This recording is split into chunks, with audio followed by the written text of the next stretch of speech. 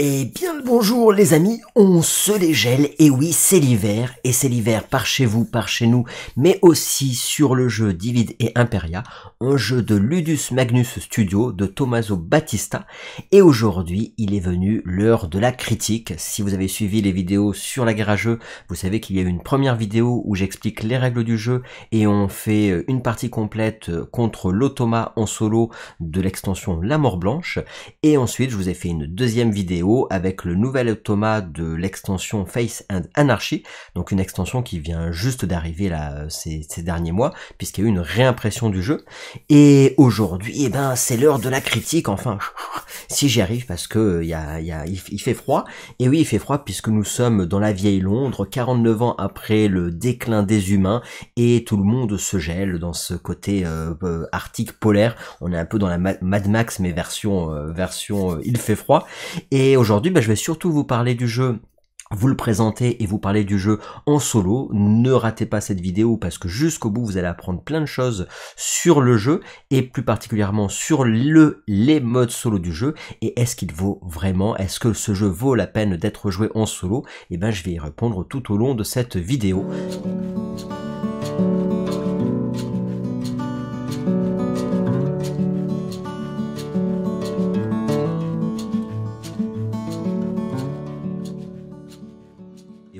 C'est un jeu qui a beaucoup fait parler de lui, c'est du jeu euro avec peu de hasard, il a fait parler de lui parce qu'il est très bon en multijoueur, vous pouvez y jouer de 2 à 4 joueurs, voire même à 5 avec l'extension. Il y a au début dans la boîte de base 4 factions, et après vous pouvez acheter tout plein pléthore d'extensions pour avoir de la symétrie, pour combiner plein de différents moteurs de jeu, etc. Enfin moi, vous pouvez enrichir votre jeu comme ils aiment bien faire dans le studio, c'est un peu comme dans Black Rose où on a tellement d'extensions qu'on sait plus où donner de la tête, et ben c'est un peu pareil dans DEI, c'est à la fois un défaut et à la fois une qualité, puisque grâce à ça vous avez une rejouabilité presque, j'allais dire, infinie, mais on sait pas trop où donner de la tête. Aujourd'hui, étant donné qu'il y a déjà beaucoup de vidéos sur le jeu, sur le côté multijoueur, moi je trouve vraiment ce jeu en multi très intéressant. C'est un jeu de majorité, donc vous êtes vraiment en interaction permanente avec les autres joueurs.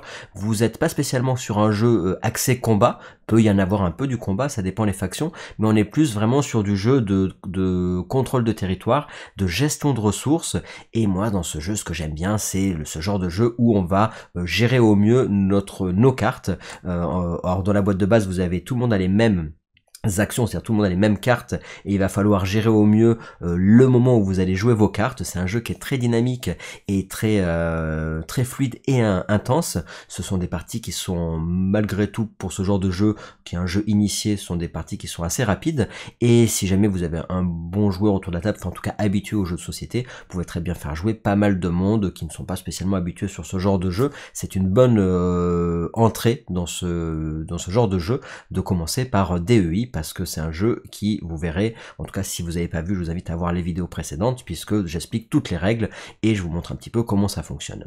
Alors, comme il n'y a pas eu de vidéo sur les modes solo du jeu, j'ai demandé à Ludus Magnus s'ils étaient d'accord pour m'envoyer une copie presse et des extensions qui proposent les automas en solo, et donc ils m'ont offert ces boîtes copie presse.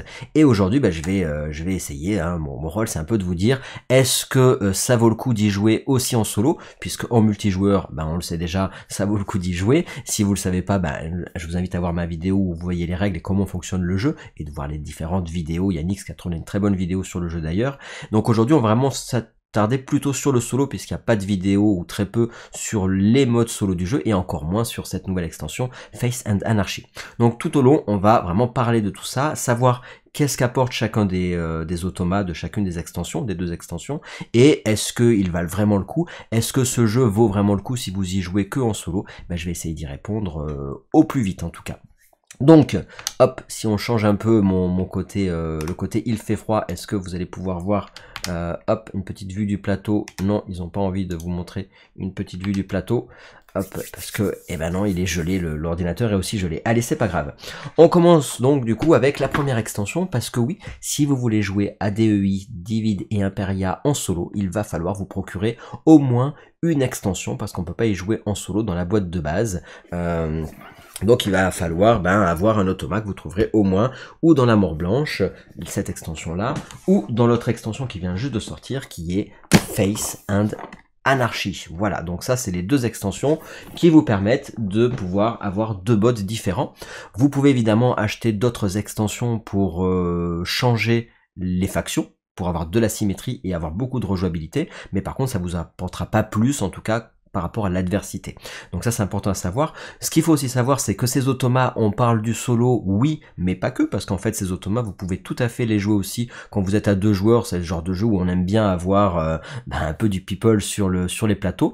Donc vous pouvez tout à fait, quand vous jouez à 2, moi même je vous invite à mettre un automa quand vous jouez à 2 joueurs, c'est très intéressant, et vous pouvez même mettre un automa quand vous jouez à 3, à 4. Après quand vous êtes déjà 4 joueurs, je suis pas sûr que ce soit très intéressant d'y mettre un automa, mais voilà, en tout cas les automas ça sert aussi, même quand vous jouez à plusieurs, pour rajouter en tout cas un peu encore plus d'interaction autour de la table.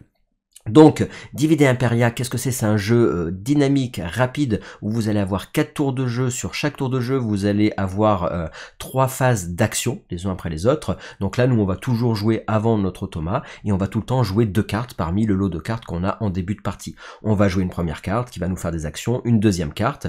Notre première phase d'action va être terminée. L'automa va jouer également ses cartes. Ensuite, on va rejouer une phase d'action, toujours pareil, 2 cartes, puis l'automa va jouer, et notre troisième phase d'action, de cartes, l'automa va jouer, et ensuite on va finir le premier tour de jeu, et là on va essayer de scorer une mission parmi les missions disponibles sur le tour en cours. Et on va faire cette façon-là de jeu jusqu'à la fin du 4e tour de jeu, où là on va faire le scoring final. Donc c'est un jeu qui va se dérouler plutôt rapidement, parce qu'en fait vous allez jouer deux cartes, ça vous demande de faire des concessions, de faire des choix. Donc là, moi j'aime bien ce système de jeu un peu, alors en plus lourd vous avez par exemple Feudum qui est un peu pareil, avec le système vraiment où on a des cartes en main, tout le monde a les mêmes cartes au début, et il va falloir décider de comment on fait pour jouer ces cartes au mieux. Et évidemment si après vous rajoutez des factions asymétriques, là évidemment vous aurez des cartes un peu différentes autour de la table.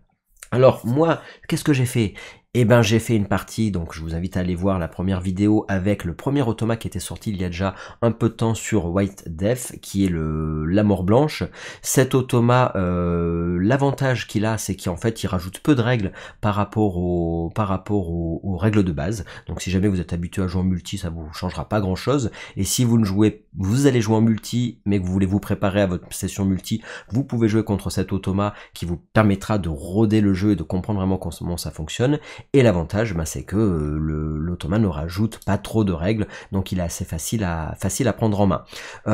Donc ça c'est le premier automa qui était sorti, et je sais pas si c'est 1 an, 2 ans après, ils ont sorti donc Faith and Anarchy, donc on a reçu il y a quelques mois là en fin 2024, et sur celui-là on a un automa qui est plus compliqué à gérer, qui rajoute pas mal de règles, mais à chaque fois c'est j'aurais tendance à vous dire que c'est que des bonnes choses, ça rajoute que des bonnes choses, ça modifie on va dire peut-être les choses qui étaient moins bien sur le premier automa.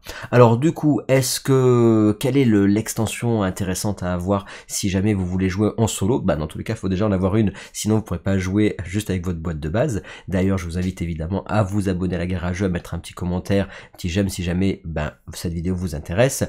Si jamais vous voulez le jeu de base, il faut savoir que vous pouvez sur la boutique partenaire en quête de jeu, je mettrai la description, je fais ma petite pub, vous pourrez avoir la version avec les meeples sans figurines, ils l'ont disponible, et dans les boutiques que vous avez, les boutiques locales. Si vous voulez les figurines, il faudra les prendre directement sur le site de Ludus Magnus, il y a les versions Kickstarter, les versions figurines. Moi je vous ai fait les vidéos avec les versions figurines.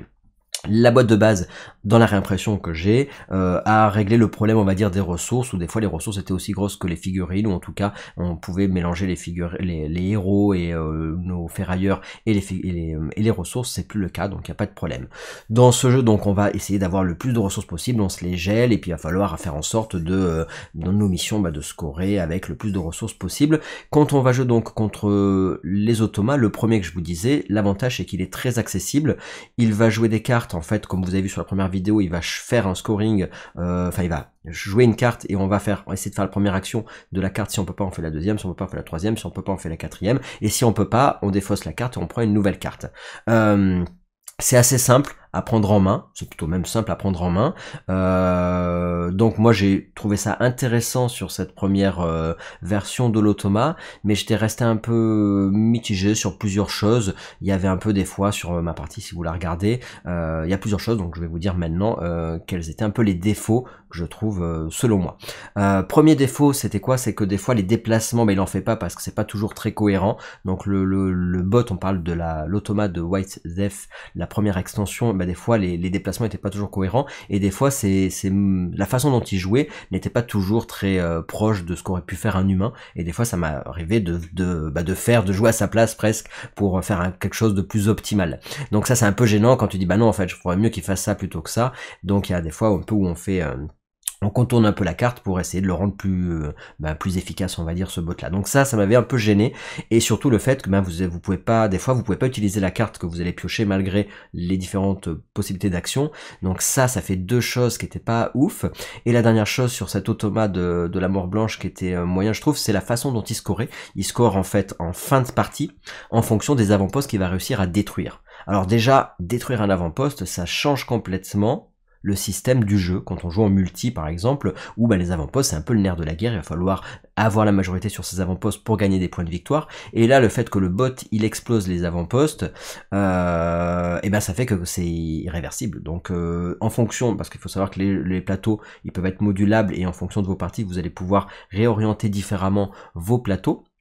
Et c'est vrai qu'en fonction de la disposition des avant-postes par rapport aux factions, enfin par rapport au départ de l'automa, il peut être plus ou moins méchant. Ma première partie, je lui ai roulé dessus, et ma deuxième partie, en fait, j'ai mis des ferrailleurs, j'ai mis des unités, et en fait, le nombre d'unités que j'avais maximum ne me permettait pas de gagner l'avantage sur l'avant-poste où il était, et je savais que s'il allait avoir dans le jeu, en fait, sur premier automa, s'il détruit 3 avant-postes de même couleur, il vous déchire la figure parce qu'il gagne 30 points d'un coup. Et 30 points dans le jeu, ça fait mal quand même, c'est assez fort. Je sais que sur la première partie, le maximum que j'avais fait, je crois que c'est 59 points, donc je sais pas, ça peut aller plus loin, attention, je suis pas très bon non plus, mais bon, il faut savoir que 30 points, ça fait mal aux fesses. Donc, système de scoring, mitigé sur le système de scoring, à voir, faudrait peut-être, genre j'ai fait 2-3 parties, oui j'en ai fait 3, à voir, faudrait peut-être en faire plus, mais j'ai trouvé ça un peu en fonction de la disposition de départ, où tu lui roules dessus, où il te roule dessus, et puis surtout sa mécanique pouvait être tout à fait perfectible. Donc voilà un peu les points divers et variés sur ça, soit la façon aussi dont il récupère les cartes au marché, où il n'a pas besoin d'avoir les prérequis, la façon dont il se déplace, je vous disais, il peut pas aller sur les montées, parce que dans Divid Imperial vous allez pouvoir avoir 2 niveaux de map, et pour monter à l'étage il va falloir utiliser des ressources, en tout cas lui il va falloir qu'il utilise des ressources, et souvent il les avait pas pour pouvoir monter, et il n'utilisait pas du coup ce qu'on appelle les passerelles ou les élévateurs qui sont importants dans le jeu.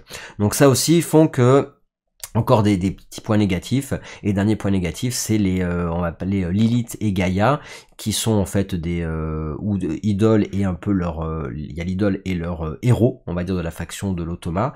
Et déjà dans les règles, c'était pas toujours très clair de comprendre qu'est-ce qu'on devait faire avec en solo, pas toujours très fluide là-dessus, parce qu'il y a tout plein de choses à faire quand vous jouez la faction en multijoueur, mais en solo, il l'exploite pas, en fait, pour résumer, il l'exploite pas du tout, pas ça, à part il exploite il y a des petites tracks qui changent pour les déplacements, mais pas suffisant pour que ce soit intéressant, et ça rapporte des trucs de règles qui sont pas spécialement très nécessaires. Donc manque de clarté là-dessus. Voilà, donc tout ça pour dire quoi? Que White Death, je le conseille si jamais vous voulez déjà jouer en multijoueur, c'est une extension qui est super, qui vous rajoute plein de factions, et si vous jouez en multijoueur, je vous invite évidemment à la prendre, et du coup ça vous permettra de jouer aussi en solo avec peu de règles en plus, et donc c'est une très bonne extension pour découvrir les règles du jeu en solo. Mais si vous voulez jouer que en solo et pas en multijoueur, moi je vous déconseille cette extension si c'est pour y jouer jamais en multijoueur. Si c'est que pour du solo, je trouve qu'elle est c'est un peu légère un peu léger pour le solo. Voilà, ça évidemment ça reste mon avis, et c'est toujours subjectif, un avis, ça dépend de chaque personne. Mais voilà en tout cas moi ce que j'en ai pensé sur cette extension, très bien en multi, en solo intéressant pour apprendre les règles, intéressant parce que c'est fluide, etc. Mais c'est un peu mou, et quand je dis mou, c'est disons plutôt que voilà, c'est pas assez ça se rapproche pas assez d'un humain, voilà, avec toutes les choses que vous avez citées précédemment. On va maintenant parler de la nouvelle extension Face and Anarchy. Donc là, on voit qu'ils ont mûri. Ils ont mûri l'automa et c'est que des bons ajouts, on va dire, hein, c'est un bon cru. Donc en fait tout ce qui était bien sur l'automa précédent, parce qu'il y avait quand même des bonnes choses, hein, je dis c'est facile à prendre en main, les règles sont quand même assez simples, etc. Tout ce qui était bien dans l'automa précédent, il l'utilise, la simplicité de déplacement, la simplicité des actions, on prend une carte, on joue une action, si on peut pas on fait celle d'après, et globalement l'ordre des priorités par rapport à d'autres jeux n'est pas compliqué. Donc ça ils l'ont gardé et c'est très bien. L'ordre de priorité dans la façon dont va jouer l'automa, on pioche une carte et il va faire une action, donc ça rend le jeu plus imprévisible, hein, donc on est quand même sur de l'Eurogame où vous savez les actions que vous allez faire, mais vous savez pas ce que va jouer l'automa. Bon, et ben là quand vous jouez dans Face and Anarchy, on est plus face un vrai joueur, un peu comme un vrai joueur, puisqu'il va y avoir pas mal d'améliorations apportées. Quelles sont ces améliorations apportées par l'automa solo de Face and Anarchy? Alors, plusieurs. La première, c'est que quand vous tirez, alors il y en a plein, mais une des améliorations, c'est que quand vous tirez une carte, vous êtes sûr qu'il y aura toujours une action que vous pourrez jouer. Globalement la dernière. Si vous pouvez pas faire la première, faites la deuxième ou la troisième, et si vous pouvez en faire aucune des trois premières, et vous ferez la dernière. La dernière qui est de faire venir une unité en jeu. Donc dans tous les cas, on peut toujours, si on n'a plus sur le plateau, on fait déplacer une unité qui est déjà présente. Et en plus de ça, il a un petit côté punchy, parce que quand il a pas la suprématie, c'est-à-dire la majorité dans une des zones, il va faire venir son héros, hein, et c'est thématique avec la faction, pour le coup, hein, la faction de Face and Anarchy, où ils utilisent ce bot-là, c'est thématique, parce qu'il va nous détruire. Une unité. Donc il fait venir un de ses ferrailleurs, il fait venir son héros, et en plus il nous détruit une unité. Autant vous dire que ça fait mal aux fesses, vous verrez si vous l'avez pas vu, je vous invite à voir la vidéo précédente où je fais une partie complète sur le jeu de cette nouvelle extension et vous comprendrez pourquoi c'est beaucoup plus proche d'un joueur humain. Donc ça déjà, eh ben c'est plus punchy, puis c'est plus, voilà, ça te malmène un peu, mais c'est très bien, et ça évite de tirer des fois 2 ou 3 cartes parce que les actions n'étaient pas possibles à faire. Ensuite l'autre chose c'est que, et c'est ça le gros ajout, c'est qu'il va avoir, si vous regardez l'autre vidéo, en fait il va avoir des priorités en fonction des avant-postes qu'il va contrôler. Et donc il va avoir sur chaque couleur d'avant-poste, il va gagner des points de victoire en plus en fonction des avant-postes qu'il contrôle. Donc on va dire tiens, bah là ma priorité sur ce tour-ci c'est les avant-postes bleus, et ben il gagnera 2 points de victoire à chaque fois qu'il récupère une carte du marché des avant-postes bleus. Il va gagner des points de victoire à la fin du tour s'il contrôle des avant-postes bleus. Et si jamais il n'a pas beaucoup d'avant-postes bleus, par exemple qui était l'avant-poste où il gagnait le plus de points de victoire, et ben il va faire venir, par exemple supposons qu'il contrôle 3 avant-postes verts en fin du tour 1, et ben ces avant-postes verts vont passer en priorité pour faire gagner plus de points. Donc en gros ce système de je m'adapte, l'automa s'adapte aux avant-postes de couleur qu'il contrôle, fait qu'à chaque tour de jeu, il va réorganiser sa façon de penser en fonction des avant-postes qu'il va contrôler, et ça c'est du studio Magnus Studio, c'est très très bien, bravo, parce que c'est vraiment un bel ajout au niveau de la diversité des parties pour jouer dans cet automa là, qui le rend vraiment encore beaucoup plus agréable à jouer, et surtout beaucoup plus comment dire, fiable, c'est-à-dire que c'est pas une partie tu roules sur le bot, une partie tu le roules pas dessus, là il s'adapte en permanence à ce qui va se passer autour de lui. Donc ça c'est vraiment un très bel ajout sur le fait il va scorer en fonction des avant-postes qu'il a, mais il les détruit pas, et il va gagner des cartes au marché, et comme un joueur humain, contrairement à l'autre bot, et donc s'il prend une carte, il va essayer de prendre la carte qui correspond évidemment à la couleur où il gagne le plus de points de victoire, il va avoir il va se rapprocher vraiment d'un joueur humain, avec malgré tout, il y a plus de règles, donc attention évidemment, si jamais vous avez la chance d'avoir les deux extensions, je vous invite à faire l'autre bot précédent, parce qu'il y a moins de règles, dans ceux-là il y en a un peu plus, donc je veux dire, s'il y avait un défaut à donner sur cet automa, c'est qu'il y a plus de règles, donc il est un peu plus lourd à gérer, mais par contre, il est beaucoup plus intéressant. Donc on a ce système il récupère les cartes au marché pour gagner du scoring, parce que quand il prend une carte d'un avant-poste en fonction de la couleur, et il va gagner plus de points de victoire en plus des points de victoire en fin de partie, et contrairement au bot précédent, il score pas en fin de partie, il score en fin de partie, mais aussi tout autour des tours de jeu. À la fin de chaque tour de jeu, il va scorer aussi, ce qui permet de voir un peu ce qu'il va faire et d'essayer de le contrer, de jouer vraiment, il va jouer avec nous et on va pas avoir l'impression d'avoir un bot qui détruit un avant-poste puis après tant pis pour toi, c'est foutu. Là pas du tout, on va en permanence pouvoir se tirer les majorités quoi. Voilà vraiment le but quand même du jeu. Donc là vraiment je trouve que le bot joue vraiment ce qu'il faut jouer dans ce genre de jeu. Vous allez toujours jouer évidemment, chercher les missions, je vous invite évidemment à voir le jeu puisque c'est un jeu où on va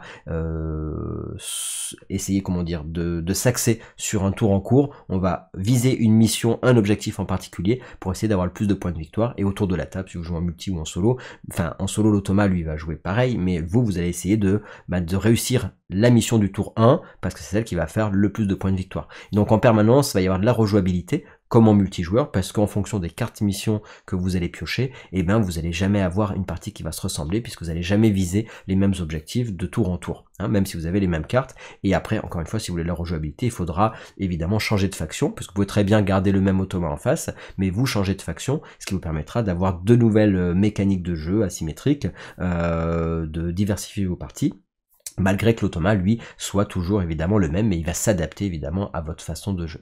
Donc ça, c'est vraiment, donc je vous disais, la façon dont il s'adapte avec le marché est très bien. La cathédrale, elle est bien exploitée. En fait, on va essayer de contrôler un peu les zones adjacentes à la cathédrale pour avoir un bonus sur le jeu de Joker. Donc c'est bien. La carte qu'il va utiliser aussi, c'est pas bête. Et surtout, ses déplacements sont beaucoup plus cohérents, puisqu'il va se déplacer ou gagner, collecter des ressources en fonction des priorités actuelles des avant-postes où il gagne le plus de points de victoire. Si sur le tour 1, il gagne le plus de points de victoire sur les avant-postes bleus, il va essayer évidemment de viser plus les avant-postes bleus, et etc., de tour en tour, et ça va changer. Et donc ces déplacements vont être en conséquence, et ça c'est très bien aussi. Et quand il va vouloir monter à l'étage, il va pouvoir utiliser lui pour le coup les élévateurs, il va pouvoir utiliser les passerelles, quitte à perdre des points de victoire si besoin, mais il va vraiment utiliser tous les outils aussi du jeu, et c'est vraiment encore une fois bravo pour ces améliorations, parce que ça en fait vraiment quelque chose de beaucoup plus poussé. Voilà, donc j'ai eu peut-être une fois dans toute ma partie, j'ai fait 2 parties aussi avec ce nouvel automa, donc j'ai fait 5 parties en tout sur les automas, et donc ce nouvel automa, franchement il n'y a eu qu'une fois où je me suis dit tiens, est-ce que là il aurait pas dû faire ça, mais globalement à chaque fois c'était plutôt optimal, ce que la façon dont il jouait.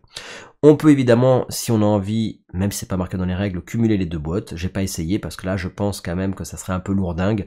Jouer 2 bots en face, ça demande les bots vont jouer plus souvent que vous. Et comme c'est un jeu quand même où vous allez jouer rapidement, un tour de jeu ça peut jouer en 3 minutes. Si vous mettez 2 bots, ça devient un peu lourd en face. Donc je suis pas. C'est pour ça que d'ailleurs il le conseille pas l'éditeur. Parce qu'en tout cas, la façon dont jouent les bots, si vous en mettiez 2, je pense que c'est un peu trop long, même si on aimerait bien avoir plus de bots en face. Voilà, donc ça c'est pour résumer un petit peu ce qu'il fait, donc les avantages et sa façon dont il va jouer, etc. Moi globalement, sur ce que j'ai marqué sur Dividé Imperia, c'est que c'est un jeu de majorité avec un gameplay fluide et dynamique, où les tours de jeu et les actions s'enchaînent rapidement, il y a très peu de hasard, seulement le tirage des missions de fin de tour et les attributs. Vous allez avoir au hasard au début les attributs qui vont changer, et ce qui va donner aussi de la modularité dans vos parties. Il y a du hasard en solo, parce que les cartes du bot vous les connaissez pas, voilà le seul hasard du jeu. Les durées des parties sont relativement bien dosées, c'est assez court quand même, en 1 heure, en une bonne heure si vous connaissez bien le jeu, vous faites tourner la partie. Le jeu donc il s'explique bien, il ne prend pas spécialement les combats, ça moi j'aime bien, c'est un jeu de majorité mais vous n'êtes pas spécialement axé que sur le combat, voire pas de combat du tout. Moi je fais pas de combat quand je joue sur le jeu, je me fais un peu poutrer mes unités, mais moi j'ai pas une faction qui combat. Après vous pouvez évidemment prendre une faction où vous avez plus de combats. Les héros de la boîte de base sont bien pour découvrir, ils ont chacun une petite spécificité, mais pas d'asymétrie, ça permet de faire jouer aussi d'autres joueurs si vous jouez en multi, et vous pour prendre en main le jeu. Et après je vous invite évidemment, si vous avez l'amour blanche ou Face and Anarchy, vous allez pouvoir utiliser ces factions là contre l'automa aussi, pour diversifier aussi vos parties, donc ça c'est important pour donner de la rejouabilité, donc ça en tout cas c'est cool pour le côté diversité des parties. Le système d'utilisation des cartes, comme je disais tout à l'heure, c'est un des gameplays que je préfère, donc ça c'est important pour moi. Vous choisissez la bonne carte au bon moment et vous faites des concessions. Le système de jeu à 2 niveaux avec le côté de la map, là vous pouvez faut monter à l'étage pour récupérer des ressources, l'énergie c'est sympa. La modularité des plateaux c'est très sympa aussi, vous pouvez un peu les mettre comme vous voulez vos plateaux. Et pour résumer, en tout cas moi que ce soit en solo ou en multi, c'est ce que je trouve très bien dans ce jeu, c'est la simplicité du jeu. Donc moi je dis vraiment simplicité au service du gameplay, c'est-à-dire qu'on peut avoir un gameplay profond avec une mécanique, avec un système de jeu simple au départ, et c'est ça que j'aime bien moi dans ce genre de jeu, d'avoir pas un truc, c'est pas compliqué au départ dans les règles, et pour autant il faut quand même se triturer les méninges, donc bravo, ça permet d'avoir un jeu qui soit accessible au plus grand nombre. Le système de mission, comme je disais tout à l'heure, c'est qui fait que ça change en permanence durant les parties, et qui vous oriente. Donc vous ne jouez pas un peu dans le vent en disant je sais pas ce que je vais faire, passer ma première partie. Dès vos premières parties, en fonction des missions, des objectifs, vous savez ce que vous devez faire, et donc ça permet de vous guider un petit peu et de vous confronter aux adversaires aussi, et d'avoir évidemment de l'interaction, que ce soit contre les bots ou contre les autres joueurs. Qu'est-ce que je vais dire maintenant? Eh bien, on va passer un petit peu au final de est-ce que vraiment ça vaut le coup d'acheter le jeu que pour le solo ou pour le solo et le multi, etc. Qu'est-ce que je pense là-dessus? Alors, plusieurs choses. La première, c'est comme je disais tout à l'heure, si vous jouez en solo et en multi, il n'y a pas d'hésitation, je vous invite à prendre une des deux extensions, peu importe laquelle, puisqu'elles vous serviront en multi. Si vous prenez la mort blanche, la première, ça vous permettra de comprendre un peu comment fonctionne le jeu, et vous pourrez jouer un peu. Si vous voulez jouer beaucoup en solo et très peu en multi, je vous invite à prendre Faith and Anarchy, puisque là vous allez vraiment pouvoir faire plein de parties en solo, vous amuser, si vous jouez plus solo que multi, donc en fait ça dépend vraiment si vous jouez plus solo ou multi. Et maintenant, si vous jouez que solo, est-ce que moi je prendrais le jeu si je jouais que solo? Donc là c'est la grosse question de jeu, parce que c'est vraiment un jeu que je suis très content d'avoir dans ma ludothèque, parce que quand je vais recevoir du monde à la maison, c'est le genre de jeu que je pourrais sortir parce que les règles se retiennent facilement, il se joue assez vite et ça peut plaire à tout le monde, donc clairement c'est vraiment à avoir dans la ludothèque si vous jouez en multi. Maintenant que en solo, moi j'aime bien le côté puzzle game. Je dirais que malgré le fait que Faith and Anarchy fonctionne super bien en solo et que ça soit très agréable à jouer, dans ce que j'ai dans ma ludothèque en solo, j'aurais tendance à dire que non, je ne sortirai pas DEI pour seulement du solo. Donc si vous jouez en multi et en solo, clairement foncez. Même si vous jouez pas beaucoup en multi et que vous jouez beaucoup en solo, j'aurais tendance à dire foncez. Si maintenant vous jouez que en solo, j'aurais tendance à dire il y a peut-être des jeux qui sont vraiment axés que pour le solo, qui seront peut-être plus intéressants pour vous. Encore une fois, c'est mon avis. Voilà, donc moi comme je fais les deux, c'est très bien, ça tombe bien, parce que j'aime bien jouer multi et un peu solo, donc ça me va très bien, mais si vous êtes que joueur solo, à voir. Pourquoi je vous dis ça? Pour plusieurs raisons. La première, c'est que, pour ma part, quand on joue que solo, j'aimerais avoir par exemple une campagne de plusieurs scénarios qui s'enchaînent avec des objectifs différents. Vous allez me dire, mais oui, mais Gab, tu les as avec les missions. Oui, mais bon. Non, je voudrais avoir vraiment une orientation, par exemple, qu'on me propose qu'on me propose que voilà, la map, elle se mette comme ça, qu'il y a tel truc à faire, que là, il faut aller récupérer ça pour telle et telle raison. Vraiment avoir un petit, ou pourquoi pas une petite histoire, ou alors carrément un enchaînement un peu comme dans Endeavor, par exemple, où on a des scénarios qui s'enchaînent avec des difficultés croissantes, ou en tout cas avec des objectifs différents prédéfinis. Une espèce de mini-campagne par exemple, pour rajouter vraiment encore une fois du sel au solo. Même si le solo, il y a une grande diversité, si vous avez plein de factions différentes, je trouve que le but du jeu, quand on est juste au solo contre l'automa, ça manque un peu de ça. Donc ça, j'aimerais, il y a surtout ça qui me manque dans le jeu en solo, c'est le fait que j'aimerais avoir des scénarios vraiment spécifiques pour les joueurs solo. Donc ça serait bien, si jamais on m'écoute, on sait jamais, qui rajoute ça pour les joueurs solo. Évidemment, je pense que évidemment le jeu, ils l'ont au début pensé pour du multi. D'ailleurs, dans la boîte de base, il n'y a pas de solo, donc c'est pas pour rien. Le solo, il est bien fichu, mais c'est pas un jeu solo au départ, surtout sur les jeux de majorité. Donc ça fait bien le taf, mais attention. La deuxième raison, je viens juste de le dire, c'est que comme c'est un jeu de majorité et d'interaction entre les joueurs, quand vous avez un seul automa en face, même si c'est sympa, t'as l'impression un peu de dire ouais, mais il n'y a pas énormément de personnes autour de la table. Et donc, moi j'aimerais qu'on puisse jouer plusieurs automas de façon fluide. Alors vous allez me dire, du coup tu prends le même et tu le copies, c'est un peu compliqué, et l'autre automa, je trouve que ça fait lourd, donc il faudrait trouver un système pour qu'on ait plus d'adversaires qui puissent être contrôlés de façon assez fluide et simple, pour qu'on ait vraiment l'impression d'être dans une partie à 3-4 joueurs, avec plein d'échanges, que ça arrive de tous les côtés, et qu'il n'y ait pas juste une cible en 1 contre 1.